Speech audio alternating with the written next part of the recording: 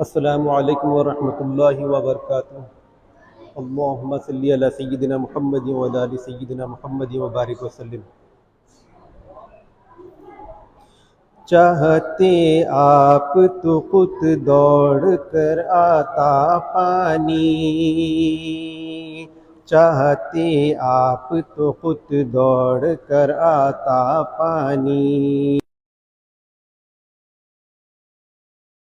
دوڑ کر آتا پانی، چاہتے آپ تو خود دوڑ کر آتا پانی، چاہتے آپ تو خود دوڑ کر آتا پانی، یا حسین آپ کی ٹھوکر سے نکلتا پانی، یا حسین آپ کی ٹھوکر سے نکلتا پانی۔ کیا تھی اوقات پلا دیتا جو دریا پانی، کیا تھی اوقات پلا دیتا جو دریا پانی، کیا تھی اوقات پلا دیتا جو دریا پانی، میرے عباس نے دریا کو پلایا پانی، میرے عباس نے دریا کو پلایا پانی۔ آسماں اگر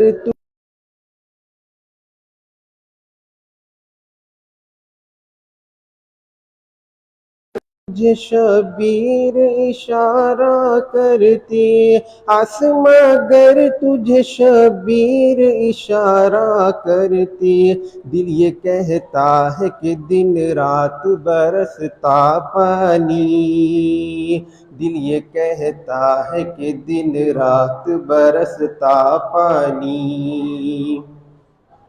ایڑیاں اپنی زمیں پر جو لگڑتے اصغر، ایڑیاں اپنی زمیں پر جو لگڑتے اصغر، ایڑیاں اپنی زمیں پر جو لگڑتے اصغر، کربلا تیرے سنبھالے نہ سنبھلتا پانی، کربلا تیرے سنبھالے نہ سنبھلتا پانی۔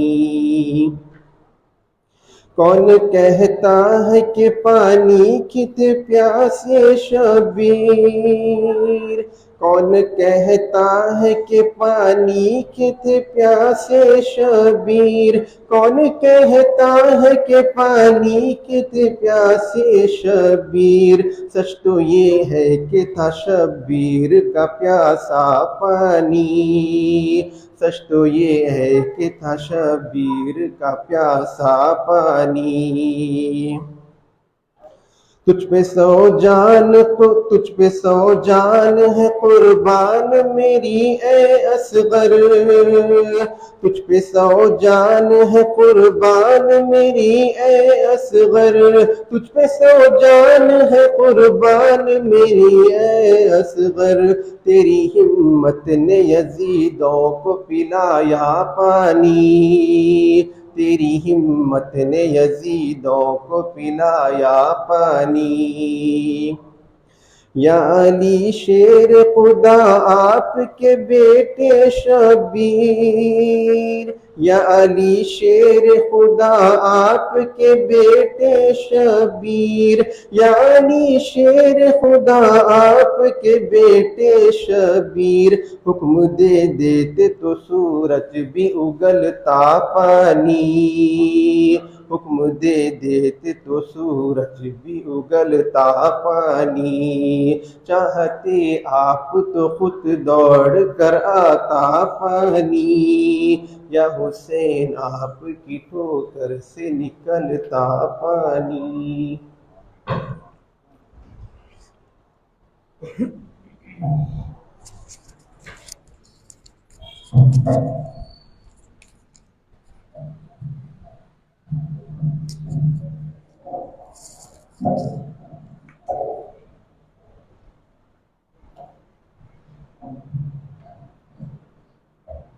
السلام علیکم ورحمۃ اللہ وبرکاتہ۔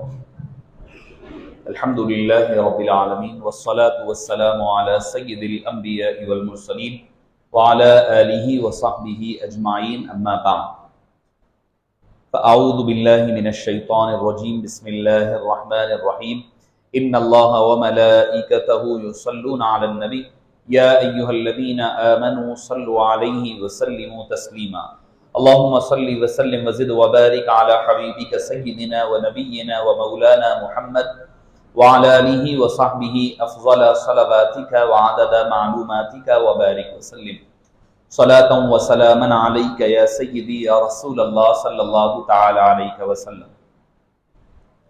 معزز سامعین کرام، شفیق بزرگوں اور عزیز ساتھیوں، جیسا کہ آپ اور ہم بخوبی واقف ہیں کہ کل کی ہماری گفتگو خلافت راشدہ کے ابتدائی 13 سالوں پر مشتمل گفتگو سننے اور سنانے کی سعادت حاصل کی کہ آپ صلی اللہ علیہ وسلم کی وفات مبارکہ اور وصال 11 سن ہجری میں، جو کہ آپ کہہ لیں کہ اگر جو ہمارا عیسوی سال ہے جسے ہم کرسچن ایرا کہتے ہیں، جو انگلش کیلنڈر بولتے ہیں ہم لوگ، کرسچن ایرا کہا جاتا ہے اور جس کو عمومی طور پر اے ڈی بھی کہا جاتا ہے۔ اکثر لوگ یہ سمجھتے ہیں کہ اے ڈی کا مطلب آفٹر ڈیتھ سمجھتے ہیں، حالانکہ وہ ان کے پاس بھی وہ مطلب نہیں ہے اور ہمارے پاس تو بالکل ہی وہ مطلب نہیں ہے کہ حضرت عیسیٰ علیہ السلام کی زندگی کے قائل ہے ہم۔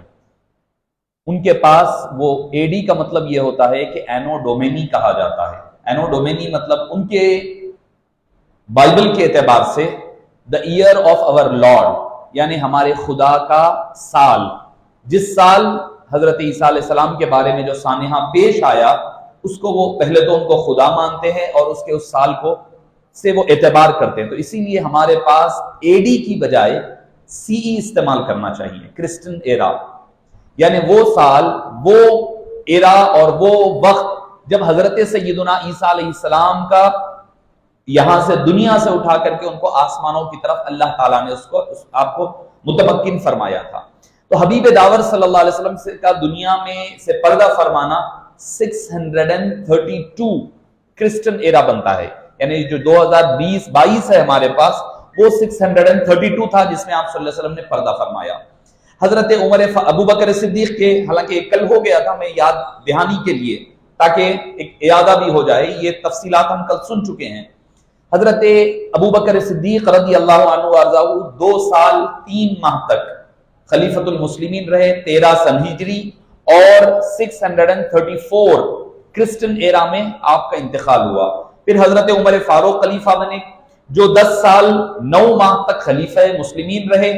آپ کا دور مبارک 634 سے شروع ہو کر 644 تک چلا، تاکہ ہجری کیلنڈر کے ساتھ میں یہ بھی تاریخ کہہ دے رہا ہوں تاکہ یاد رہنے میں آسانی ہو جائے۔ آپ صلی اللہ علیہ وسلم کی دنیا میں آمد 570 یا 71 ہے، اور اس کے بعد 623 میں آپ مدینہ منورہ تشریف لائے، 632 میں 22 میں آئے اور 32 میں آپ دنیا سے پردہ فرمائیں۔ چونکہ کرسچن ایرا میں، انگلش کیلنڈر میں اور ہجری کیلنڈر میں ہر سال 11 دن کا فرق آتا ہے، کیونکہ ہجری کیلنڈر یا تو 29 دن کا ہوتا ہے یا 30 دن کا ہوتا ہے مہینہ، مگر جو عیسوی کیلنڈر ہوتا ہے، کرسچن ایرا ہوتا ہے، انگلش کیلنڈر ہم جس کو کہتے ہیں، وہ کیلنڈر یا تو 30 دن کا ہوتا ہے یا 31 ڈیز کا ہوتا ہے، اور صرف فیبروری کو چھوڑ کر جو ایک 28 یا 29 ڈیز کا ہوتا ہے، ورنہ اسی اعتبار سے ہر سال 11 دن کا فرق آیا کرتا ہے۔ تو کبھی ڈیٹس میچ نہیں ہوتی، تو آپ یہ نہیں سمجھنا کہ کوئی کنفیوژن ہے، کنفیوژن نہیں ہے، بلکہ وہ سال میں، ہجری میں اور عیسوی میں 11 دنوں کا فرق ہونے کے اعتبار سے یہ فرق نظر آتا ہے۔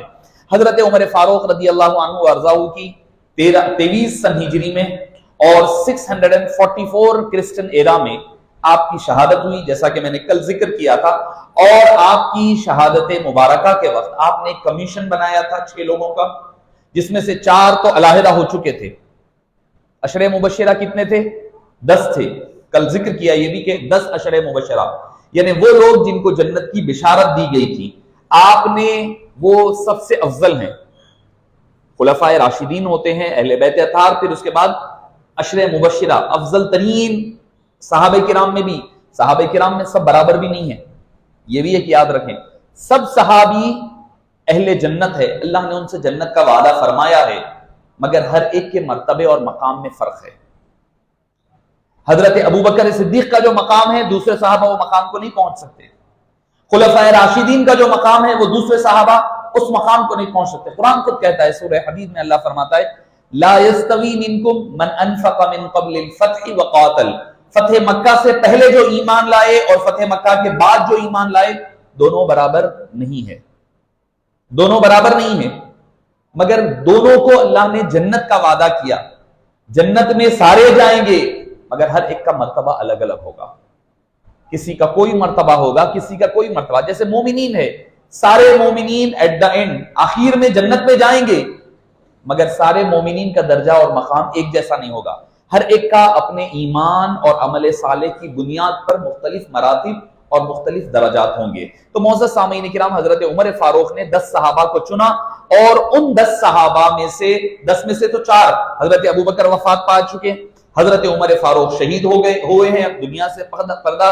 فرمانے والے ہیں، حضرت ابو عبیدہ بن الجراح رضی اللہ عنہ وہ بھی فوت ہو چکے تھے، اور چوتھے جو تھے سعید بن زید وہ اپنے بہنوئی تھے، بہنوئی کو کہا کہ وہ اس کا حصہ نہیں رہیں گے، خلافت میں میرے رشتہ دار ہے، حالانکہ عشرہ مبشرہ ہے، اس کے باوجود انہوں نے ان کو خلافت سے نکال دیا، بولے یہ نہیں بنیں گے۔ لوگوں نے کہا آپ کے بیٹے عبداللہ بن عمر، تو فرمایا اس عبداللہ بن عمر کو تو اپنی زوجہ کو طلاق دینا تک نہیں آتا، انہوں نے ایام حیض میں اپنی اہلیہ کو طلاق دے دیا تھا، تو آپ نے فرمایا نہیں، میرے بیٹے عبداللہ بن عمر کو بھی نہیں بنایا جائے گا، ان کا بھی نام نہیں۔ اب بچ گئے کون؟ عبد الرحمن بن عوف رضی اللہ عنہ، حضرت عثمان غنی، حضرت علی مشکل کشا، حضرت زبیر، حضرت طلحہ، حضرت سعد بن ابی وقاص، یہ 6 لوگوں کا نام رکھا گیا۔ اب 6 میں سے 4 لوگ وڈرا ہو گئے، حضرت زبیر حضرت علی کے حق میں ہوئے، حضرت طلحہ حضرت عثمان کے حق میں ہو گئے، حضرت سعد بن ابی وقاص حضرت عبد الرحمن بن عوف کے نام پہ وڈرا ہو گئے، بولے ہم نہیں، ہم آپ کی تائید کرتے ہیں۔ حضرت عبد الرحمن نے اپنے نام کو نکال لیا، نکالنے کے بعد اب 2 بچ گئے۔ اس کے بعد حضرت عبد الرحمن بن عوف نے 3 دن تک مسلسل سفر کرتے رہے، پھرتے رہے، جاتے آتے، آپ نے لوگوں سے دریافت کیا کہ کون افضل ہے، کون زیادہ مناسب ہے اس پوسٹ کے لیے۔ سب گھرے گھر جاتے، خواتین سے پوچھا، کھیتوں میں کام کرنے والے لوگوں سے تک پوچھا، ہر بازار میں، گھروں میں، گلیوں میں، مہاجرین میں، انصار میں، بدری، عہدی، ہر صحابہ سے پوچھا۔ فیصلے کے بعد آپ نے فرمایا کہ میں نے جو ساری تحقیق کی ہے اس کے بعد میں اس نتیجے پر پہنچا ہوں کہ حضرت عثمان بن عفان میری نظر میں زیادہ مناسب ہے اس پوسٹ کے۔ آپ کو خلیفۃ المسلمین بنایا گیا۔ حضرت عبد الرحمن بن عوف نے پہلے بیعت کی، اس کے بعد حضرت علی مرتضی رضی اللہ عنہ وارضاہ نے اس کے بعد آپ کے دست مبارکہ پر بیعت فرمائی۔ اور معزز سامعین کرام، حضرت عثمان بن عفان رضی اللہ عنہ وارضاہ نے جیسے ہی خلافت کے مقام پر آپ نے اختیار فرمایا، یہ دراصل اب یہاں سے خاص طور پر تاریخ اسلام کا سب سے کٹھن دور ہے، کیونکہ آپ صلی اللہ علیہ وسلم نے ایک حدیث پاک میں، ترمذی شریف کی حدیث پاک میں فرمایا تھا کہ عمر فتنوں کے درمیان، فتنوں کے آغاز کا ایک دروازہ ہے، عمر رضی اللہ عنہ ایک دروازہ ہے ان کے اور فتنوں کے درمیان، یعنی جب حضرت عمر کی شہادت ہوگی فتنوں کا آغاز ہوگا، فتنوں کا آغاز ہوگا۔ فرمایا عمر بن خطاب فتنوں کے درمیان ایک دروازہ ہے۔ تو حضرت عمر فاروق رضی اللہ عنہ وارضاہ کو جب خدشہ پیدا ہوا تو سنن ابی داؤد کی صحیح حدیث پاک حدیث نمبر 4356 حضرت عمر فاروق نے اپنے دور میں اہل کتاب کے عالم سے پوچھا کیف تجد الذی یجیء من بعدی، کہ وہ نے پوچھا تم میرے بعد آنے والے کے بارے میں اپنی کتابوں میں کیا پاتے ہو؟ یہودی سے پوچھ رہے ہیں، کون؟ حضرت عمر فاروق رضی اللہ عنہ۔ ان سے پوچھا گیا کہ میرے بعد تمہاری کتابوں میں کیا ہے، کیا چیز لکھی ہوئی ہے، کس چیز کی پیشن گوئی کی گئی ہے، کس چیز کے بارے میں کہا گیا؟ فقال اجدہ خلیفۃ صالحا غیر انہ یؤثر قرابتہ، قال عمر یرحم اللہ عثمان ثلاثا۔ اس نے بتایا کہ آپ کے بعد ایک خلیفہ صالح ہوں گے، مگر وہ بڑے رقیق القلب ہوں گے، نرم دل ہوں گے، ہر ایک کے ساتھ قرابت داروں کے ساتھ محبت کرنے والے، نرم دل رقیق القلب ہوں گے۔ تو حضرت عمر فاروق رضی اللہ عنہ نے فرمایا یرحم اللہ عثمان ثلاثا، آپ نے حضرت عثمان کے لیے 3 مرتبہ دعا فرمائی، اللہ عثمان پر رحم فرمائے، اللہ تعالیٰ حضرت عثمان پر رحم فرمائے. یعنی وہ نظر حضرت عمر کی کیسی آپ کو ایک جھلک عطا فرماؤں. دنیا میں کئی بڑے لوگوں نے حکومت کی، تیمور لنگ ہے، سکندر اعظم ہے، چنگیز خان ہے، بڑے بڑے لوگ تھے جنہوں نے بڑی حکومتیں کی ہیں.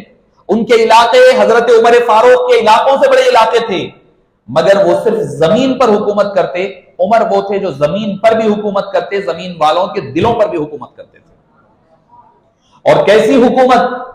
لوگوں پر بھی حکومت ہے، زمین پر بھی حکومت ہے، ہوا پر بھی حکومت ہے، پانی پر بھی حکومت ہے. اللہ نے ان کو وہ اختیار عطا فرمایا تھا.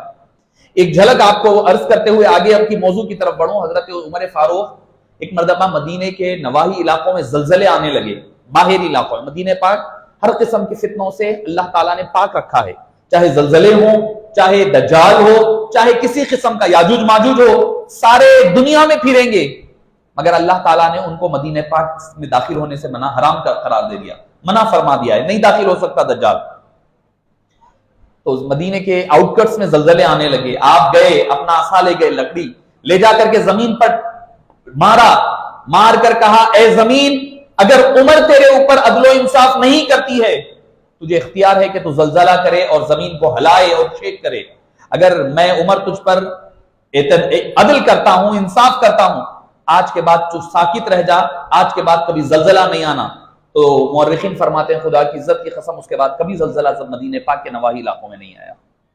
زمین پر بھی اختیار اللہ نے عطا فرمایا. پانی پر جب آپ کو یہ بتلایا گیا کہ دریائے نیل جو لانگیسٹ ریور ہے، آج بھی سیولائزیشن کے اعتبار سے اگر دیکھا جائے تو لانگیسٹ ریور اگر سیولائزیشن کوئی ہے تو ریور نائل کہا جاتا ہے.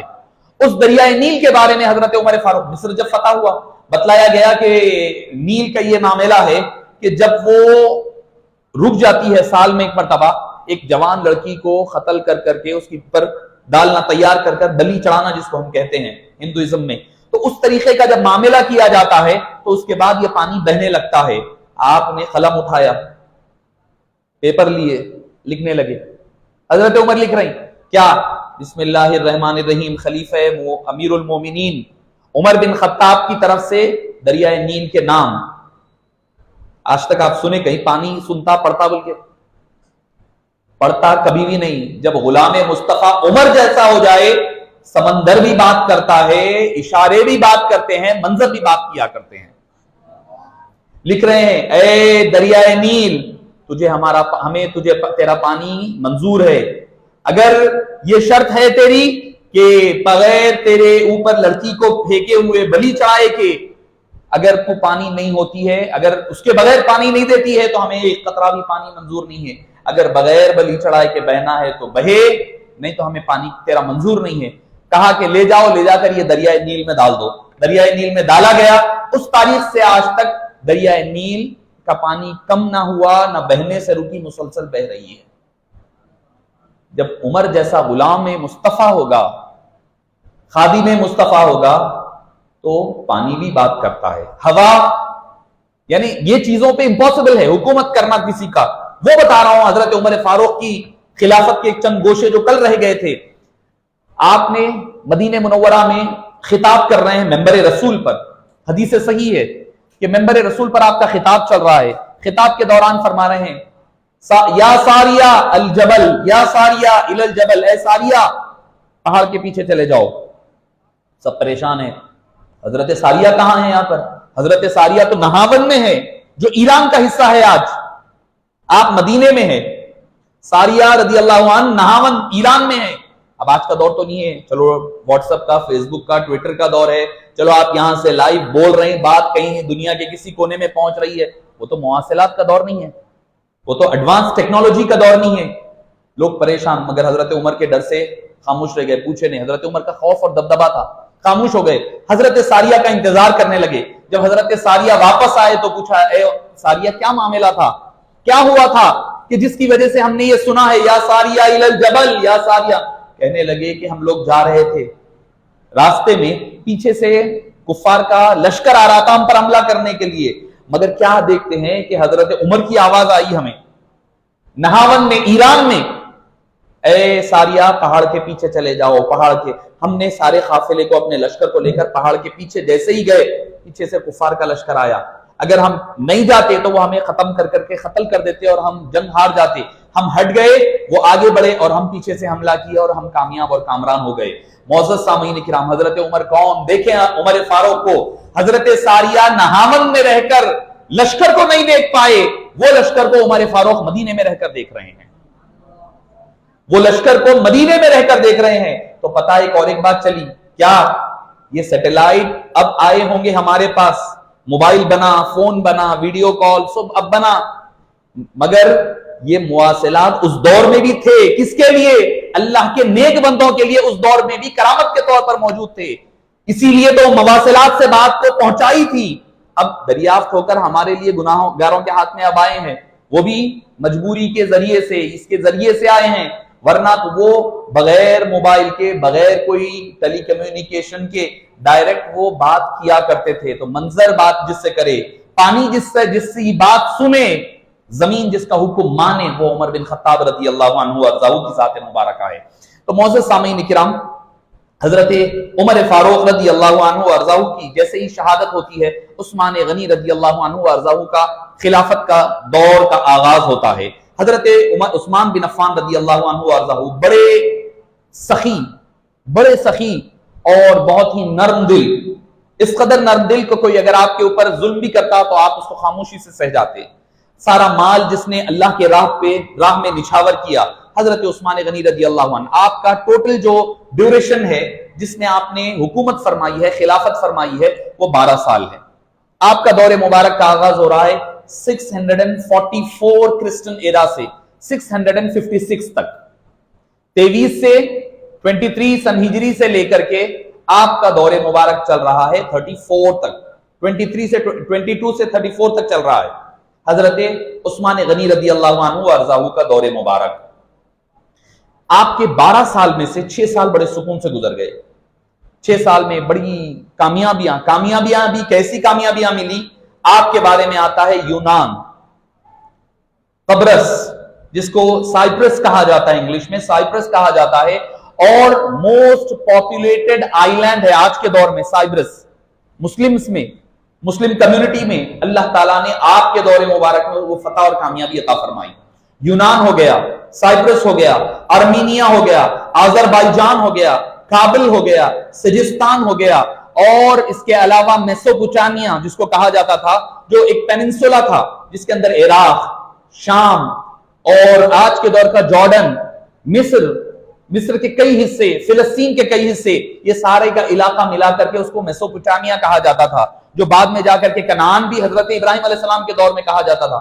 وہ سارا علاقہ اللہ تعالیٰ نے حضرت عثمان غنی رضی اللہ عنہ کے دور مبارک میں اسلام کے زیر نگین لا دیا. آپ ہی کے دور مبارک میں حضرت امیر معاویہ رضی اللہ عنہ وارضاہ نے جو بحری بیڑے جس میں آپ جو پانی کے ذریعے سے انڈر گراؤنڈ جایا کرتے میرینز جو ہوتے ہیں، اس کا آغاز حضرت عثمان غنی رضی اللہ عنہ کے دور میں ہوا. اور ادھر بڑھ جائیں آپ تو قیصر روم کے شام کے محلات تک چلے گئے. ایک جو یہاں پر میں ایک وضاحت کرتے ہوئے آگے بڑھوں کہ ایک بخاری شریف کی حدیث پاک ہے.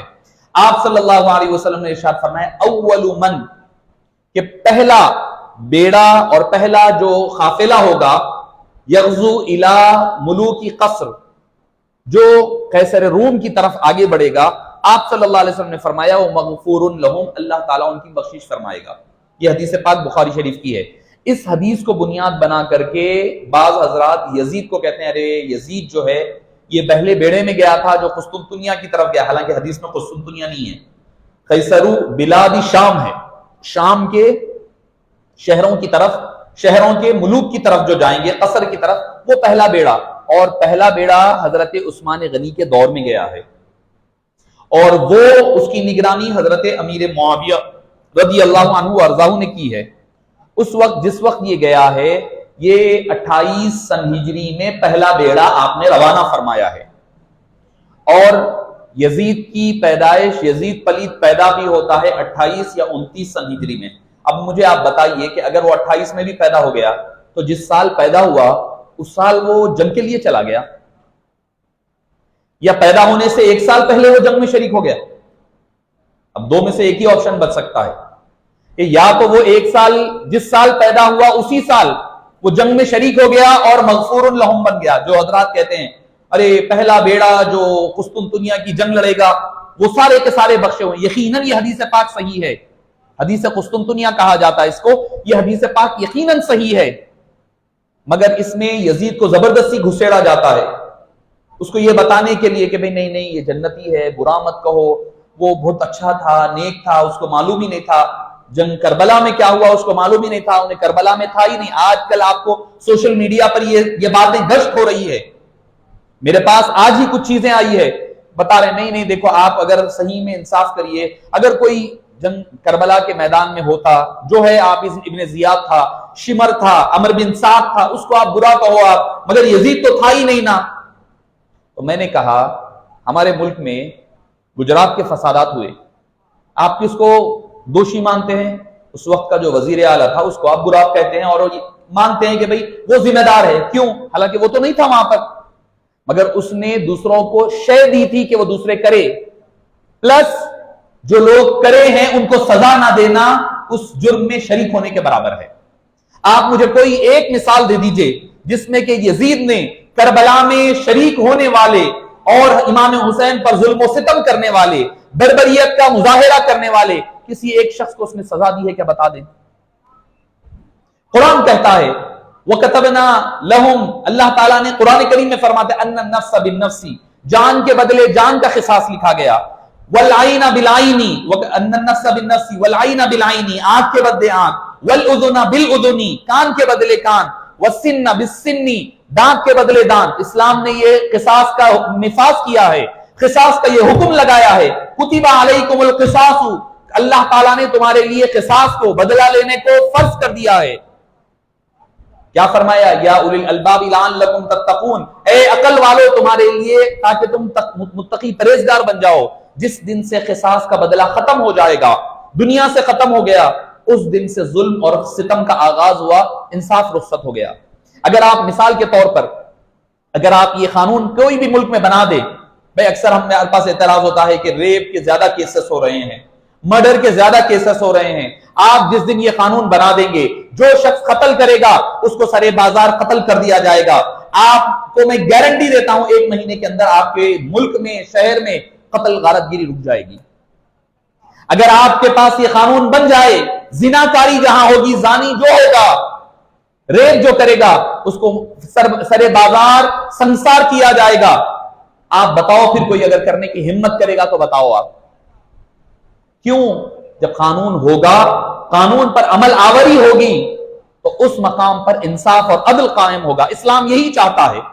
کتب علیکم القصاص، کتب علیکم القصاص، قرآن نے کئی مرتبہ فرمایا ہے تمہارے اوپر قصاص کو اللہ نے لازم کیا ہے. تو آپ یہ بتائیے کہ یزید نے کسی ایک سے قصاص لیا ہے؟ عام لوگوں کے بارے میں ہے، جب کوئی عام لوگ مرد کو قتل کیا جائے تو ان کا قصاص لیا جائے گا. یہ تو وہ ہیں چلتا پھرتا قرآن کا نام امام حسین ہے، مصطفیٰ کی دوش مبارکہ پر کھیلنے والے کا نام امام حسین ہے، مصطفیٰ جان رحمت صلی اللہ علیہ وسلم کی شبیہ مبارک کا نام مصطفیٰ امام حسین رضی اللہ عنہ ہے، جن کی شان میں قرآن کی آیتیں اترے، جن کی شان حبیب پاک خود احادیث طیبہ میں بیان فرمائے. تو معزز سامعین کرام، حضرت امام عثمان غنی رضی اللہ عنہ نے پہلا بیڑا جو قیصر روم کی طرف بھیجا وہ 28 یا 29 سن ہجری میں بھیجا، جس سال یزید پیدا ہوا. اچھا، یزید کو بعض ایسے بھی مقامات ہے جہاں پر لکھا جا رہا ہے رضی اللہ عنہ کہتے.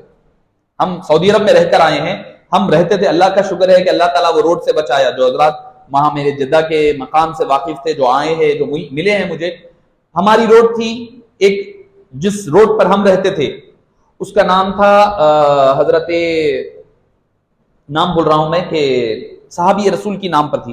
اس کے بعد کی روڈ کا نام تھا یزید بن معاویہ. میں نے کہا اللہ کا شکر ہے اللہ تعالیٰ وہ روڈ پر گھر نہیں دیا. اب رہتا تو رہنا پڑتا تھا کیونکہ کمپنی کا اکوموڈیشن کالج کا تھا، رہنا پڑتا تھا اگر دیا جاتا تو، مگر اللہ تعالیٰ نے اس سے محفوظ رکھا. دوسرے تو وہاں پر باضابطہ رضی اللہ عنہ رحمت اللہ علیہ لکھا جا رہا ہے، رضی اللہ عنہ. ایک تو جاہل ایسے بھی ہے بعض، نہیں انہیں صحابی تھا کہتے. میں بولا 29 سن ہجری میں جو پیدا ہو وہ صحابی کیسا ہوتا مجھے بتائیے. آپ صلی اللہ علیہ وسلم دنیا سے پردہ فرمائیں 11 सन हिजरी में, अब इन्हें पैदा हो रहा है 29 में। सहाबी कैसा बना नहीं मालूम है, हो सकता है उनके नजदीक सहाबियत का कोई और क्राइटेरिया होगा, कोई और उनके पास कोई नई चीज लाए होंगे जिसके जरिए से वो सहाबी उसको बनाया जा रहा है। तो मौजूद सामीन इकराम, हजरत उस्मान गनी रदी अल्लाह अन्हु ने मस्जिद नबवी की तामीर फरमाई, तौसी फरमाई। इब्तदाई 6 साल बड़े पुरसुकून गुजरे और उसी दौरान तदवीन कुरान का काम हुआ। जो मैं कल इब्तदाई जिक्र किया था, हजरत हुज़ैफा बिन यमान रदी अल्लाह अन्हु अर्ज़ाहु मदीने यमन में गए। यमन में देखा कि लोग कुरान करीम के पढ़ने के बारे में इख्तिलाफ कर रहे हैं। कैसा इख्तिलाफ? मिसाल के तौर पर अब उर्दू लैंग्वेज है, हैदराबाद के लोग हैं, आ रहा हूं जा रहा हूं खा रहा हूं नक्को करो ये बोलते। अगर वही लखनऊ वाले हैं तो बड़े मुहज्जब अंदाज में बोलेंगे, मुहज्जब अंदाज में बात करेंगे। उर्दू की बात कह रहा हूं, उर्दू ही की बात। आम आदमी होगा, हैदराबादी होगा, गांव वाले लोग होंगे, वो थोड़ा अलग तरीके से बात करेंगे। उर्दू ही देख लें आप, इंग्लिश लैंग्वेज देख लें, ब्रिटिश एक्सेंट अलग होता है, अमेरिकन एक्सेंट अलग होता है, हर एक का अलग अलग एक्सेंट होता है। लैंग्वेज एक होती है, उसी तरह अरबी जबान में भी कई एक्सेंट है, उसको अल्फाज को अदा करने के कई और तरीकेकार है। तो हो ये रहा था कि कुरान करीम, अब मिस्री लोग होते, मिस्री लोगों को जीम पढ़ने नहीं आता, जीम आज भी पढ़ने नहीं आता। अब्दुल मजीद को अब्दुल मगीद बोलते लोग, जा को ग बोलते। जो हजरात बाहर रह चुके हैं वो लोग समझ सकते हैं, या हज वगैरह पर भी गए हैं तो लोग को नहीं आते, कोई हुरूफ उनकी जबान पे नहीं आता।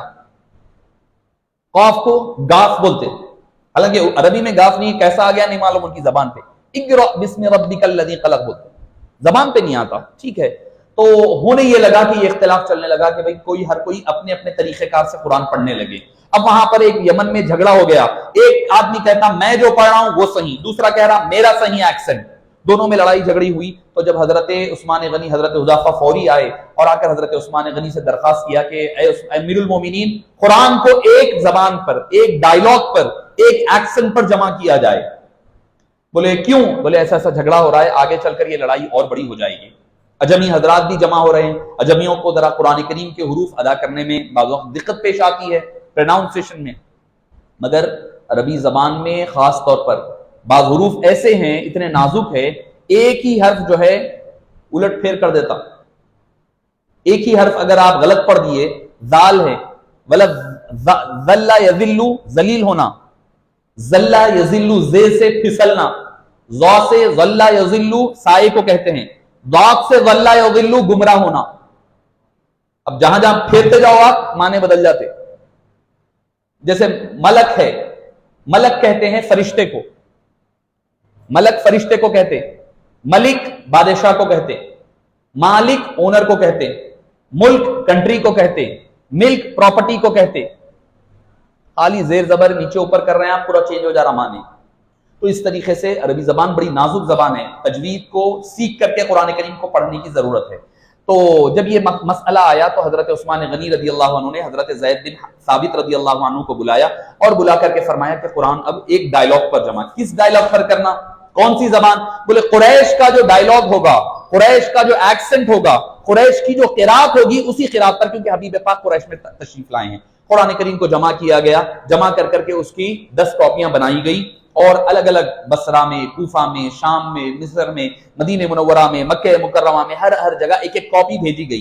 भेज करके हुक्म दिया गया अब जो पेपरों पर, कागजों पर, चमड़ों पर, जो जो चीजों पर, पत्तों पर कुरान लिखा हुआ था, अब उसको डिस्ट्रॉय कर दें, क्योंकि अब इख्तिलाफ पैदा होगा। फिर वो इख्तिलाफ को खत्म करने के लिए आपने ये सारे जो चीजें हैं उसको जलाकर खत्म कर देने का हुक्म दिया, उसको जला करके खत्म कर दिया गया। अब ये एक वन ऑफ द रीजन था आपकी खिलाफत के खिलाफ जो फितने उठे उसमें का। मैं आगे जाकर के आपको फितने के असबाब में जिक्र करूंगा। हजरत उस्मान गनी रदी अल्लाह अन्हु अर्ज़ाहु ने हर कुरान करीम के साथ, हर किताब के साथ एक रिसाइटर, ऑफिशियल रिसाइटर को भेजा, कारी को, ताकि उन्हें प्रॉपर पढ़ करके सिखाए लोगों को। आपके दौरे मुबारक के ये बड़े आपके कारनामे हैं जो आपने पुरसुकून अंदाज में और सुकून के साथ जो सारे मामला तय पा गए। 6 साल बाद के 6 साल में आपके खिलाफत मुबारका में फितनों का आगाज हुआ। सबसे बड़ा और सबसे अहम और सबसे बड़ा फितना जो था, और पहला फितना, वो था अब्दुल्ला बिन सबा यहूदी का था। ये यमनी शख्स था। मैंने इब्तिदा आपको कहां से की थी कल, कि आप सल्लल्लाहु अलैहि वसल्लम ने सबसे ज्यादा आपके दीन मुबारक से जो तकलीफ पहुंची वो यहूदियों को पहुंची। यहूदी आपके दुश्मन बन गए, आपने उनको خیبر کی طرف بھیجا. خیبر کے بعد حضرت عمر فاروق رضی اللہ عنہ نے ان کو باہر بھیج دیا تھا, حجاز کے یعنی عرب کے باہر ان کو بھیج دیا گیا, شام کی طرف, یمن کی طرف ان کو بھیج دیا گیا, شہر بدر کر دیا گیا. اب ان کو تکلیف تھی. حضرت عمر فاروق کے دور میں پر نہیں مار سکتے تھے. غالباً کوئی ایک گورنر ہے جن کے پاس یہ معاملہ ہوا کہ انہوں نے ایک یہودی یا نصرانی کاتب کو, رائٹر کو رکھا جو نوٹس ریڈی کرتا ہے, ان کا چیف سیکریٹری کہہ لیں آپ. چیف سیکریٹری آپ نے ایک یہودی یا نصرانی کو رکھا, تو آپ نے فرمایا اس کو نکال دو, اس کو آپ اپنا چیف سیکریٹری مت رکھو کیونکہ وہ رازوں کو جان لے گا اور مسلمانوں کے خلاف وہ کام کرے گا. اس کو نکال دیا گیا. اس قدر شدید تھے آپ, سختی, ایک کوئی پر نہیں مار سکتا تھا. سارے کے سارے دشمنان اسلام گرفت میں پکڑے ہوئے, دبے ہوئے تھے. میں نے کہا کہ حضرت عثمان غنی رضی اللہ عنہ نرم دل, رقیق القلب, گورنمنٹ پر ساری گرفت مضبوط ہے, مگر انہوں نے دیکھا کہ حضرت عثمان غنی رضی اللہ عنہ کیونکہ پھیل رہی ہے حکومت, ہر طرف پھیل رہی ہے. اب یہاں سے فتنے کا سب سے بڑا آغاز, عبداللہ بن سبا نامی, یہ تھا یہودی النسل, یہودی تھا, یمن کا رہنے والا تھا. اس نے اسلام قبول کیا. اسلام قبول کر کر بڑا نیکوکار بن گیا.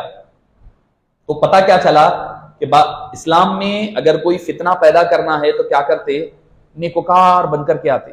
وہ نمازیں ہوتی, داڑھی ہے, شملہ ہے, سوب ہے, نہ متاثر ہوتے, ارے کیا اچھا کام ہے, کیا اچھا کام ہے, متاثر ہوتے. یہ اب کی بات نہیں ہے, یہ یہودی پالیسی ہے. یہ شیطان بھی جب بھی آتا, چاہے وہ حضرت بی بی ہاجرہ کے پاس آیا یا حضرت اسماعیل کے پاس آیا یا پھر آپ صلی اللہ علیہ وسلم کو نعوذ باللہ قتل کرنے کی سازش کے لیے ابو جہل کے پاس آیا, بزرگ بن کر کے آیا.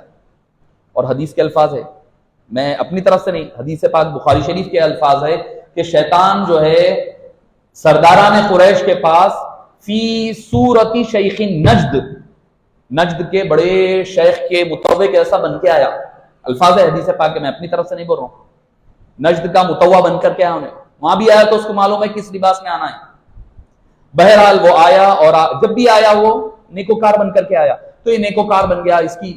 اس کا معاملہ یہ تھا, عبداللہ بن سبا کا, مسجد میں سب سے پہلے جاتا, یعنی نماز سے پہلے, کوئی آنے سے پہلے مسجد پہنچتا, اور سب سے آخر میں مسجد سے نکلنے والے کا نام عبداللہ بن سبا. لوگ بڑے متاثر ہو گیا, بابا کیا عبادتیں ہیں, کیا نمازیں, کیا روزے, کیا چل رہا, بس معاملہ ہی اور ہے. ہمیں بھی سمجھنا چاہیے کہ یہ کرائٹیریا اہل حق کا نہیں ہے. اہل حق کا کرائٹیریا نہیں ہے کہ بھئی نیکوکار ہے تو ہم یہ نہیں, دھوکہ نہیں کھا جانا, پہلے دیکھ لینا اطراف میں کہیں سازش کا تو حصہ نہیں ہے یہ. تو وہ بڑا نیکوکار بن کر کے آیا, اور آ کر کے جو ہے حضرت علی کا نام لیتا.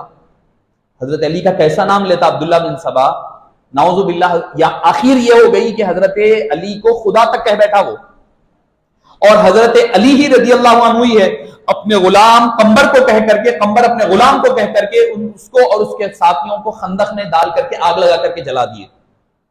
حضرت علی کو یہ نہ سمجھے کہ عبداللہ بن سبا حضرت علی کا سپورٹر تھا, نہیں. حضرت علی رضی اللہ عنہ, حضرت عثمان, ساروں میں محبتیں ہیں. یہ جو یہودی ایک سازش کے تحت جو ہے ایک دوسرے کو بڑھاوا, اور کیا کرنے لگا, جیسے ہی دیکھ لیا ہاں معاملہ تھوڑا ڈھیل مل رہی ہے, اب اس نے کیا کیا, حضرت عائشہ رضی اللہ عنہا کے نام سے خط لکھا.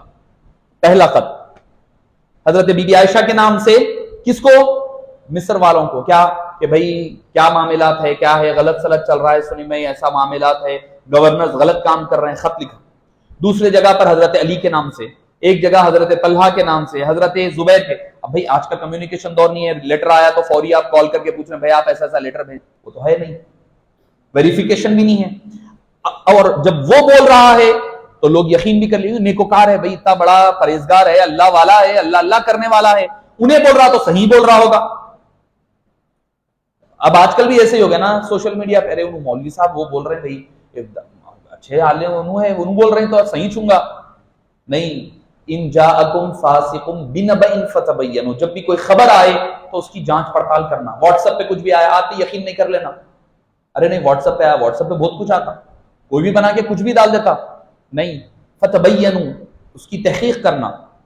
تو معزز سامعین کرام, بڑا فتنہ یہ عام کرنے لگا لوگوں میں کہ بھئی کیا حضرت عثمان غنی رضی اللہ عنہ کے بارے میں لوگوں کے ذہنوں میں غلط باتیں پھیلانے لگا. کیا آپ کے گورنرز اچھا کام نہیں کر رہے ہیں, آپ کے گورنرز خراب کام کر رہے ہیں, کرپشن عام ہو گیا ہے, جھوٹ لوٹ مار چل رہا ہے، جیسا چاہے ویسا عام کام کر رہے ہیں، کوئی پوچھنے کرنے والا نہیں ہے، یہ کہہ کر کے لوگوں کے اندر غلط فہمیاں پیدا کرنے لگا۔ اور دوسری چیز یہ کیا کہ بھئی حضرت عثمان غنی رضی اللہ عنہ پر یہ اعتراض کر دیے کہ بھئی آپ اپنے رشتہ داروں کو زیادہ گورنری دی گئی ہے، جبکہ میں آپ کو بتاؤں حضرت عثمان غنی رضی اللہ عنہ کے دور میں 21 خلفاء، 21 گورنرز تھے، 21 گورنرز بنے۔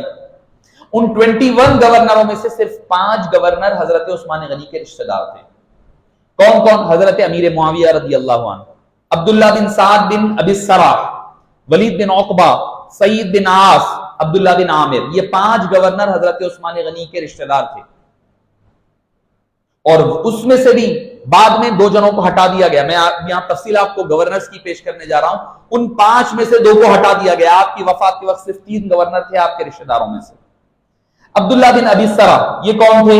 یہ مصر کے گورنر تھے حضرت عثمان غنی کے دور میں۔ ان کے بارے میں آتا ہے کہ یہ پہلے اسلام لائے، حضرت عثمان غنی رضی اللہ عنہ کے رضائی بھائی تھے، اور ہوا یہ تھا کہ یہ اسلام لائے مدینے میں، مکہ اور کاتب وحی بھی تھے، قرآن بھی لکھا کرتے تھے۔ ہوا یہ مکہ مکرمہ جا کر کے مرتد ہو گئے، اسلام چھوڑ دیا۔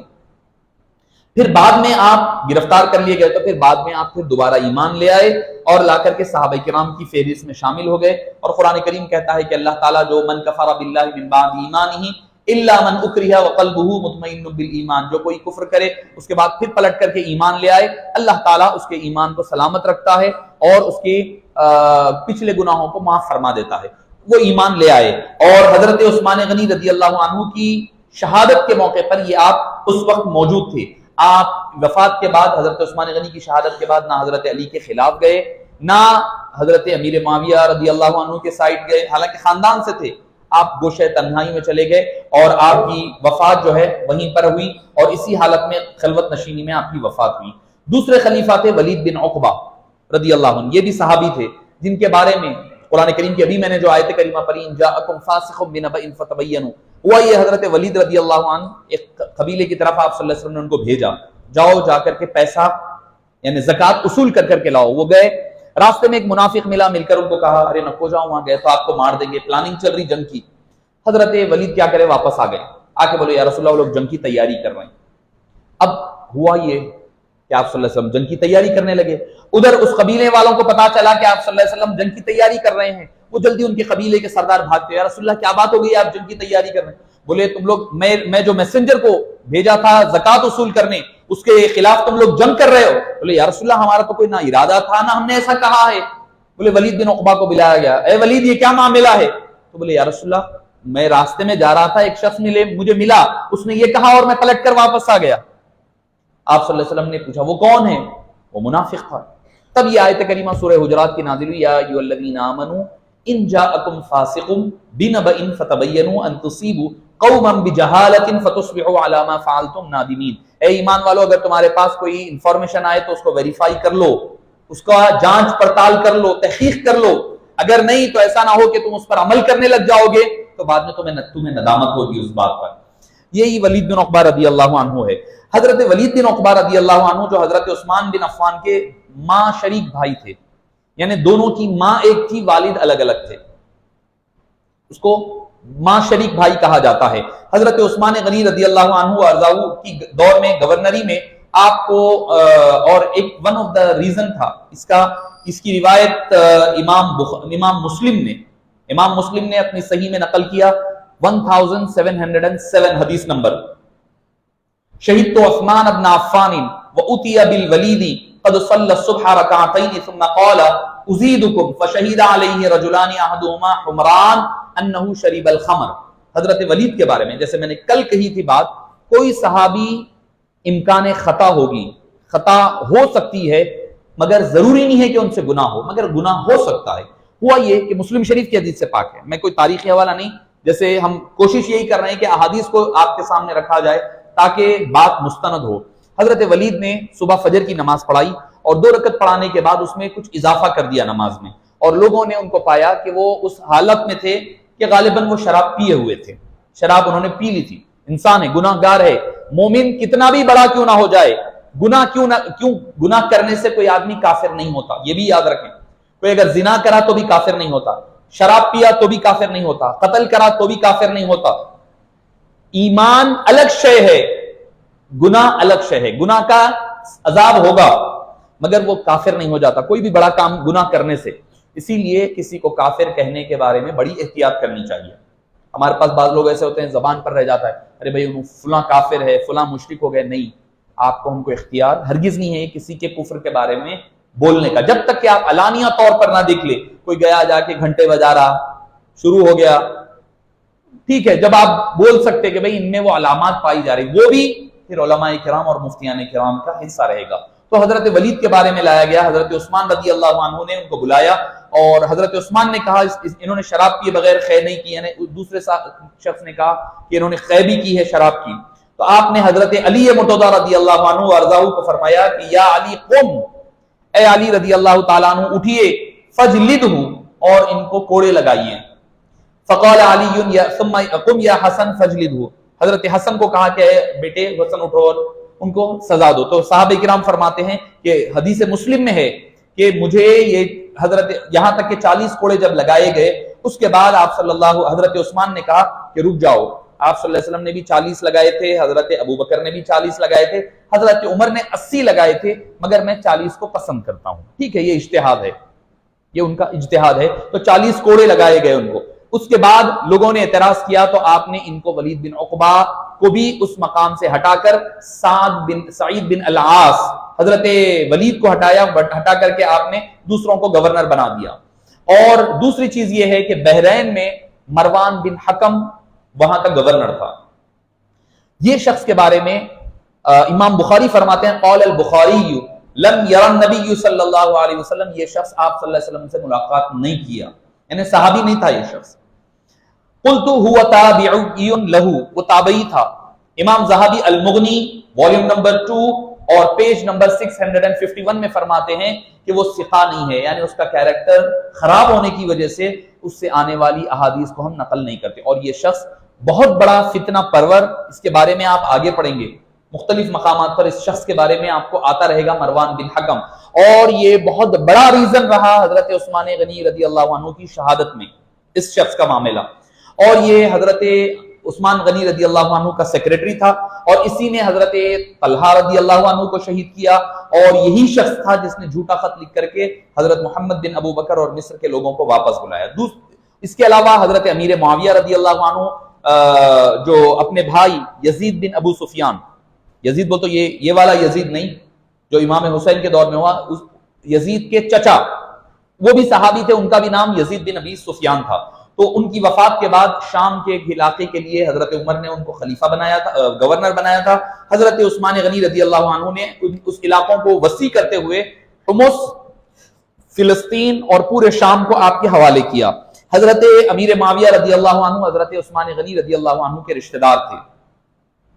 اور عبداللہ بن عامر جیسے کہ میں نے ذکر کیا، وہ گورنر تھے بنائے گئے کوفہ کے۔ حضرت ابو موسیٰ الاشعری رضی اللہ عنہ پہلے گورنر تھے، جب آپ کو لوگوں نے ہٹا کر کے پھر عبداللہ بن عامر کو آپ نے گورنر بنایا۔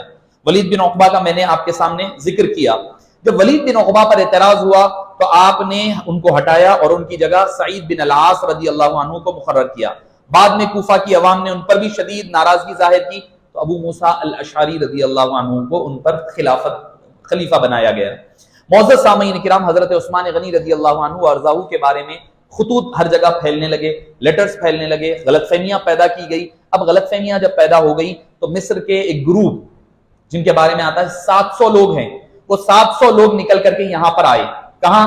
مدینہ پاک آئے، اور آ کر کے انہوں نے حضرت عثمان غنی رضی اللہ عنہ سے اپنے گورنرز کے بارے میں، ان کے بارے میں شکایات کرنے لگے کہ یہ لوگ ایسا کر رہے ہیں، ایسا کر رہے ہیں۔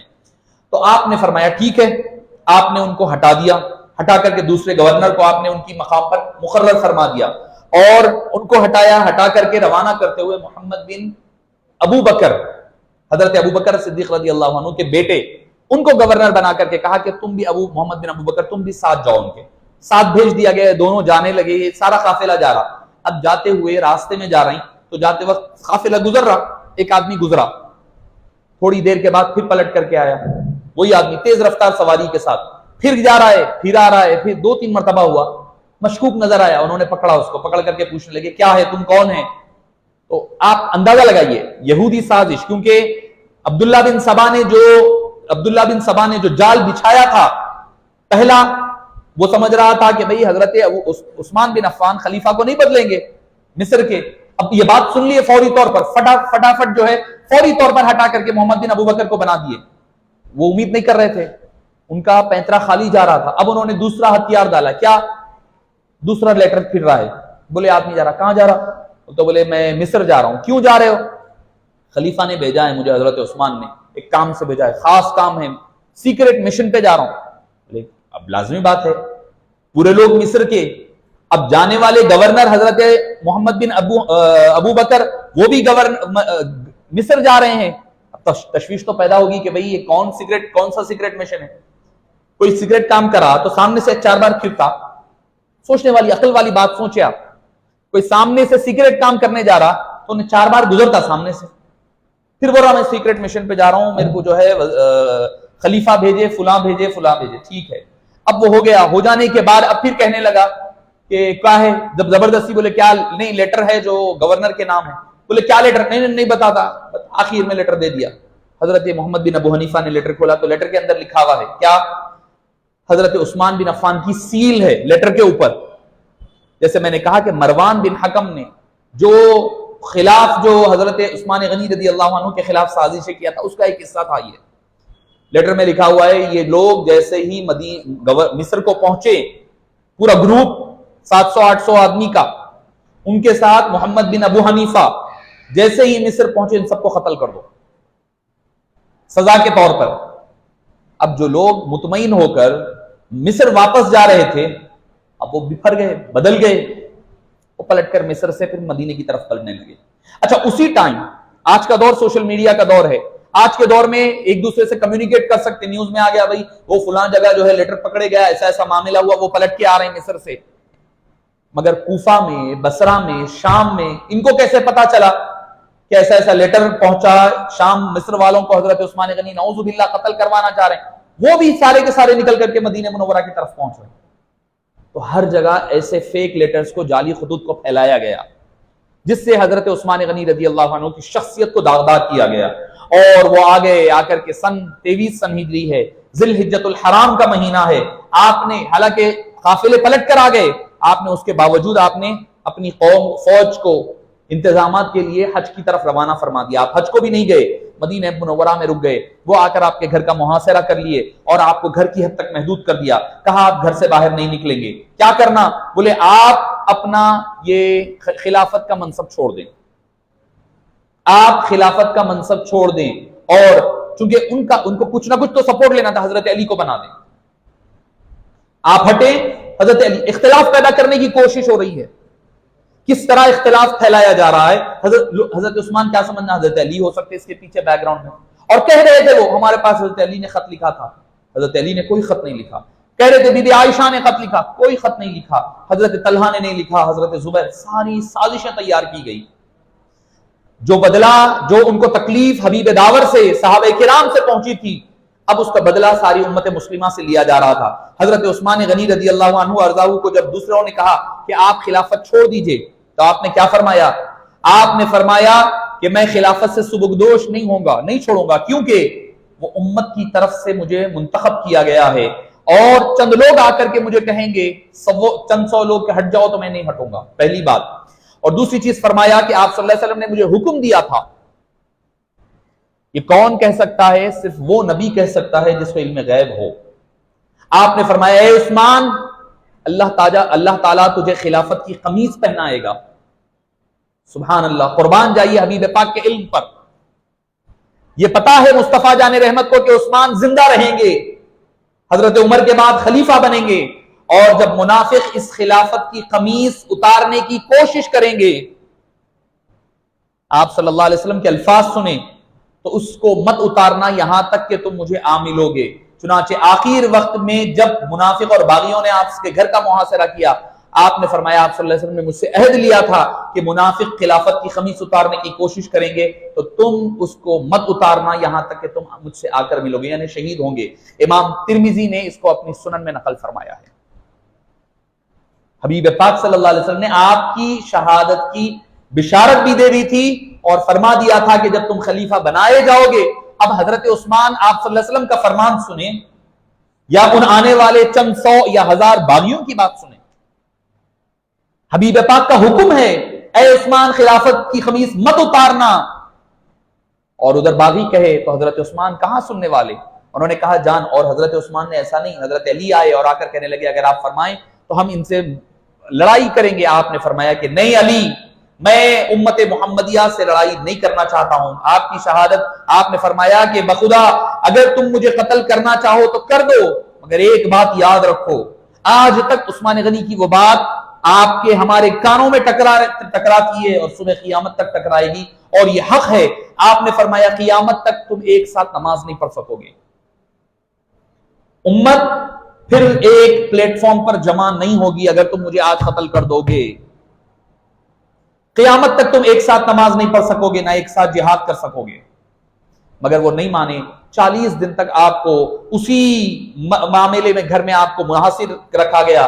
مسجد نبوی جس کو آپ نے توسیع فرمائی، اس مسجد نبوی میں نماز پڑھنے نہیں دیا جا رہا ہے۔ آپ نے بیر روما سے پانی 40,000 دینار خرید کر دے کر کے، آپ نے جو کنواں خرید کر کے میٹھا پانی کا کنواں لوگوں کو فراہم کیا، وقف کیا، اس کنویں سے آپ کو پانی نہیں پینے دیا جا رہا ہے، پانی بند کر دیا گیا۔ 40 روز تک آپ کے گھر میں آپ کو محاصرہ کیا گیا۔ آپ کی بیوی ہے وہ نائلہ، حضرت نائلہ، دونوں گھر میں محاصر ہے۔